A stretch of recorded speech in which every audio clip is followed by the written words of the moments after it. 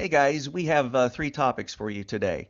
The first one is we will go over the light curve of Tabby Star that has been updated for today, October 15th from Bruce Gary. And we will also go over a transit model that Bruce Gary has developed with a colleague of his.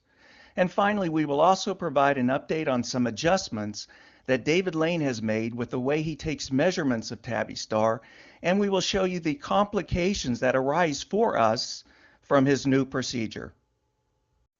So this is the normalized light curve of Tabby Star taken in the V band and G band.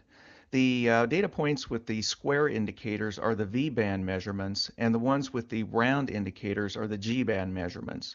And circled in red is the current flux level of Tabby Star, and its level is approximately at the nominal flux level. Notice the other measurements over the past few days are riding higher than the nominal flux line. Some people believe that this is the beginning of a secular brightening of Tabby Star. You know, that the long-term dimming is variable and is now reversing into a brightening trend. And some believe that this is a brightening before a major dimming event.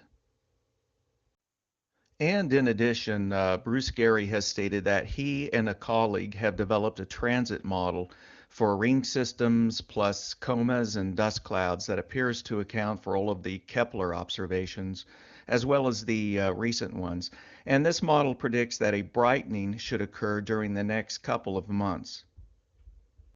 So this is basically the long-term flux profile they propose. So starting at points A to point B, you have an approximately 1% drop in flux in slightly greater than 1,000 days. Then you have a major drop in the long-term dimming from point B to point C, where it drops approximately 2.5% in about 500 days. Then at this point, we have a half a dozen short-term dips indicated at point C.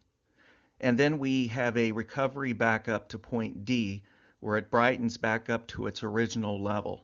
So if this flux profile is valid, they expect Tabby Star to brighten back up and to start the whole process over again.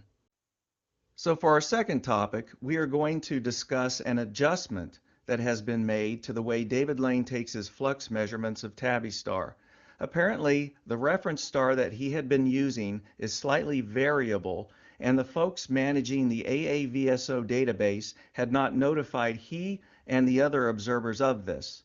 So based on Bruce Gary's recommendation, that particular bad reference star was taken off of the AAVSO list, and new non-variable stars were added as reference stars. So David Lane is now using 5 reference stars, and his new procedure for taking measurements caused a jump in the flux measurements over his older data measurements. But this adjustment in the way he takes his measurements will improve the quality of the data. The spike in the flux levels are strictly due to this new procedure and have nothing to do with an increase in the flux levels of Tabby Star. So this creates a little problem for us on this channel. This is the visual magnitude V-band measured data versus the calculated accelerating long-term dimming curve. This light curve of the long-term dimming was based on his older set of data and will be eventually shifted slightly upwards. And the long-term dimming equation constant will have to be modified slightly as well. But the shape and slope of the light curve is expected to remain the same for the older data set. But for now, we will show the light curves from both data sets on the same graph. What's circled in red are the most recent measurements taken with the new procedure. We have a total of 10 data points taken so far with this new procedure.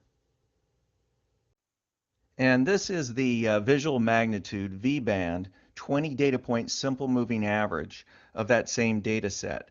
So since we only have 10 data points so far with this new procedure, the 20 data point simple moving average graph has not quite reached its new normal.